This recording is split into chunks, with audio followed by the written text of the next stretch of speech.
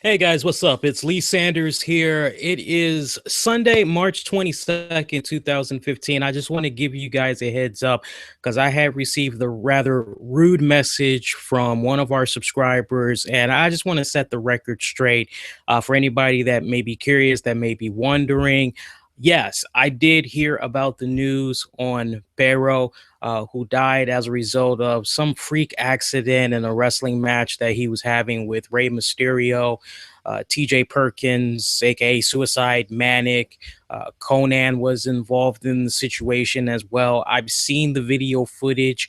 I had first saw it Saturday morning when one of our longtime RCWR show subscribers, Robert, had showed it to me, and I've been feeling numb all weekend, to the point that I just tried to do everything I could in my power to take my mind off of what I saw. As for me, I had saw a man die right before my very eyes, and I've just been trying to process all the information. I know here on YouTube there are so many YouTube wrestling personalities that just as soon as they heard about this, unfortunately for a lot of these YouTube personalities, and they probably will not admit this, and that's okay. And I'm not bashing them, but a lot of these YouTube wrestling personalities that found out about the news instantly, they immediately did a video in hopes that they could gain subscribers, that they could gain monetary status, and all this other stuff. And, for me, as far as I'm concerned, I care more about the five W's, which is who, what, when, where, and why. And those were all the things that I was asking when this poor freak accident had went down with this young man who tragically passed away way before his time, only 35 years of age if I'm not mistaken. And I've just been gathering up all the information, trying to find as much info as humanly possible, try to deal with the facts that's coming from great reliable sources and everything. And I'm not going to be commenting on it until our Tuesday night podcast edition of the RCWR show. And the reason for that is because by then I'll have all the facts straightened out. A lot of things will be cleared up. I'll be able to really chime in on, okay, here's what went down, and then I'll be able to give my comments off of that. Some people feel as though that we all need to come together and maybe defend Rey Mysterio, and I did not get into this business looking to defend people. That's not what this is about. For me, as a person that runs his own website, and I cover news of various types, not just wrestling related. And anybody that listens to our podcast knows that we go all over the place. It's more than just wrestling. Wrestling is just something we happen to talk about. All right. I did give my thoughts on the situation when I instantly heard about it yesterday afternoon, as that's when I heard about it pretty much when I first woke up. And, if you're not following us on Twitter, on our Facebook pages, that's your fault, especially if you have Twitter or Facebook. But the comment that I put out there is as follows. And anybody that wants to see this, you can check it out. All the links you need is in this description here. I said nothing but prayers and condolences to the family, friends, and colleagues who worked with El Hero del Perro Aguayo and CMLL, AAA, and other promotions he's worked in, as his passing has shocked us all in the community. Those that say wrestling is fake, let this tragedy prove that what these men and women do in the ring is always risky, even if they had years in training. Accidents do happen even for these professionals. They risk a lot to entertain fans. We should always remember that. And I went on to say, won't be saying anything else until our Tuesday night edition when more information becomes available. Obviously, this topic really has no business being brought up on our Monday night show because we're covering WWE Raw Fallout.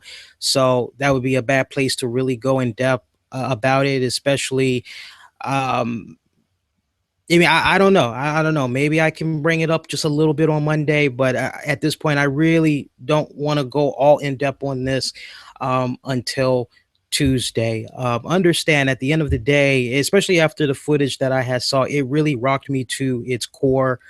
Um, I've been trying to do everything I can to bounce back from it because it just really put me in a very deep state of depression and as I watched a man die before my very eyes.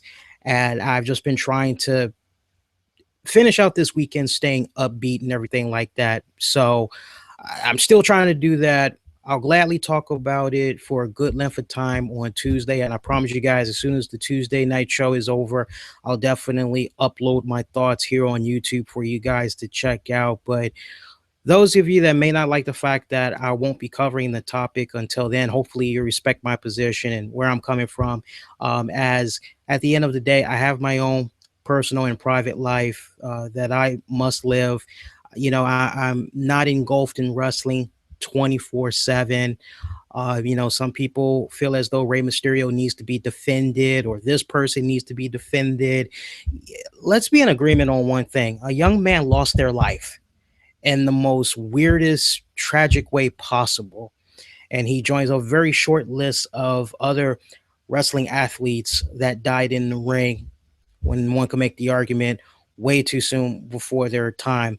And I think, if anything, we all need to come together and we all need to reach out to the friends, the family of this young man, El Perro, who passed away. We need to offer our strongest thoughts and prayers to them because they really need it right now, as there's many wrestling promotions this weekend, including Lucha Underground, that are making it be their business to show some type of support in their own way in remembering this man.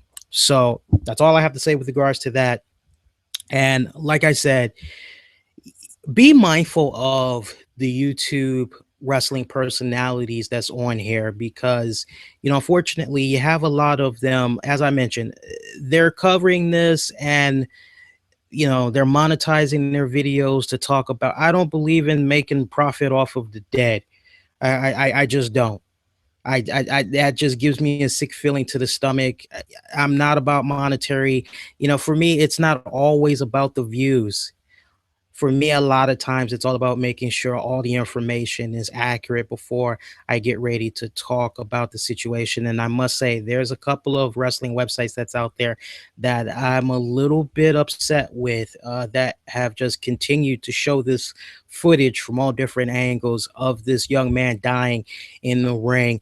There's only one website that I'm aware of right now that has not shown any video footage whatsoever of this young man dying, at least last I checked, which was yesterday, and that's TNA Insider. They covered the news, but very classy, as they refused to show any of the footage. As many of you all know, I'm friends with a lot of people that work and have their own wrestling websites and all that.